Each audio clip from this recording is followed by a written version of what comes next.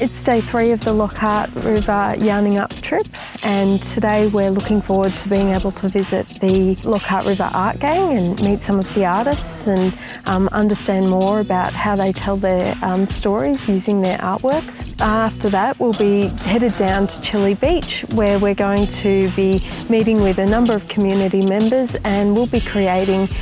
Jacki skirts that are used for cultural dance. Key takeaway from today is that this is a seriously special part of the world, and these guys, the locals, really know it and can show us some really, really special things about it. So one of my key takeaways from this trip is just the fact that I'm an immigrant and I've had just incredible opportunity in this country, and I think we all have great opportunities,